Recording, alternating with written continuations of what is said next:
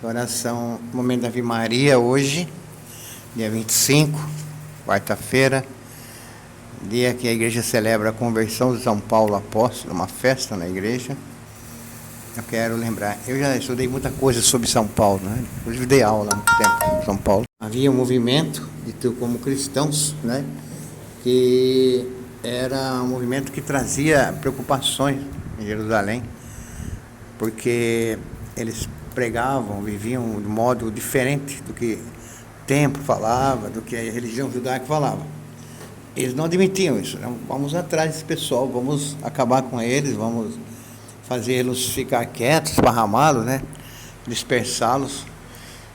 E São Paulo, ele sai nessa busca, né, de encontrar esse movimento. Muita gente não acredita que ele foi lá para acabar com o movimento, foi para destruir tudo. Ele foi, acho que para conhecer esse movimento. E no caminho de Damasco, ele então encontrou o Cristo ressuscitado, que atravessa a frente dele com uma luz, cegando, inclusive. Ele ficou depois uns tempos cego no lugar. E uma voz que dizia: Paulo, Saulo, Saulo, que é uma chamada antes da conversão, relacionada ao Antigo Testamento. Saulo, Saulo, por que persegues a minha igreja, né? Era o Cristo falando com ele. Então ele ficou cego, ele caiu do cavalo, ficou cego. Há uma simbologia muito bonita, né? Hoje até conversando com o Frei Alonso, depois na hora do cafezinho nosso, falando sobre isso. Paulo leva um tombo nesse ato, nesse afã de perseguir a igreja que estava nascendo. Leva um tombo do cavalo, e quantas vezes nós tomamos os nossos tombos do cavalo, caímos do cavalo, né? Achamos que é isso, somos verdadeiros, somos o máximo dos máximos, acreditamos num Deus, e de repente, o Deus é muito mais do que aquilo que nós acreditamos. É preciso descobrir verdadeiramente esse Deus. Não, quando nós descobrimos, é um grande tombo do cavalo, né? Na gira nós falamos: levou um tombo do cavalo, caiu do cavalo, né? Você foi atrás de perseguir os cristãos, no fim você foi perseguido por Deus, no bom sentido. Deus te encontrou primeiro. Você foi atrás para encontrar os cristãos, mas quem foi encontrado foi você. Aliás, um belo encontro de conversão. Diz que ele ficou uns tempos afastado, depois ele foi conhecer as comunidades cristãs, e diz a história, alguns historiadores falam que ele viveu nessas comunidades, ele foi se encantando com essas comunidades. Ele viu que não era nada daquilo, era realmente um movimento pacífico, bonito, de oração, que tinha um Cristo verdadeiro lá no meio. Ele deve ter visto coisas lindas naquelas comunidades cristãs, a ponto de ele se converter. Então a data de hoje é lembrada como a data da conversão de Paulo. Importante para mim também, sempre gostei desse exemplo de São Paulo, porque também nós passamos por tribulações na vida, passamos por dificuldades, dúvidas. Quantas vezes na minha vida eu encontrei pessoas com dúvidas na fé, né? E que fizeram quase que o mesmo trajeto que Paulo fez, né? Perseguiam a igreja, corria, não queria nem, passava longe da igreja, passava na frente da igreja, falava: "Ô, cruz credo", né? Fazia um sinal assim para expulsar, medo de uma missa, medo de conversar com o padre, medo de se misturar. Mas o dia que essa pessoa descobriu, né, uma comunidade cristã, aquele momento dela se transformou sua vida, e ela fala: então, aquele momento eu me converti. Mas eu já vi centenas e centenas de pessoas falarem que passaram pelo mesmo processo de São Paulo.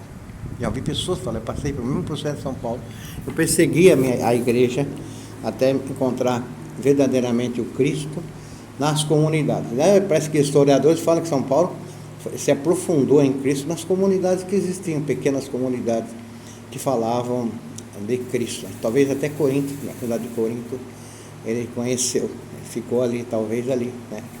Juntamente com eles. Depois dessa conversão, ele começa então a visitar essas comunidades, interagir, fundar comunidades em nome de Cristo, passa a ser um grande evangelizador, né? Um grande evangelizador. Ele foi praticamente jogado para fora de um modelo de vida e entrou no mundo verdadeiro de Deus, né? Então ele vai fundar comunidades e vai mandar 14 cartas, provavelmente 7 são deles, né? 7 cartas são de Paulo, e ele se torna um dos maiores evangelizadores do seu tempo, né? Enfrentando, inclusive, na evangelização, pessoas que iam contra ele. Agora inverteu, né? Quando ele era contra, ele vai encontrar na sua evangelização, e ele, Silas, Timóteo e outros, né, evangelizavam, encontravam as mesmas perseguições que ele infligia contra os cristãos. Ele inverteu, eles eram perseguidos, eram presos, apanhavam, muitos morreram, né, por causa disso. Então foram presos, então ele pôde viver na própria pele um pouco daquilo que Jesus padeceu na cruz, ele e seus companheiros, né.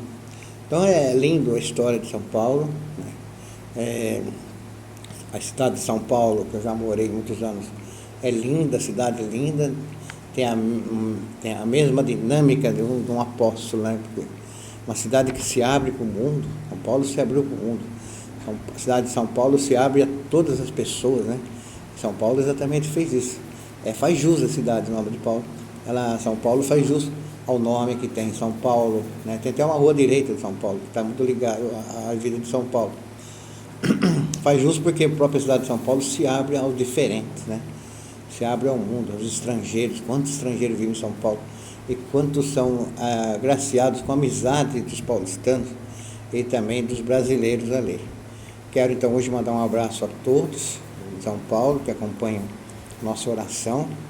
Pedir que rezem por todos nós também nesse dia, rezem e que busquem, todos nós que busquemos juntos essa dinâmica de abertura e vida evangélica missionária de São Paulo.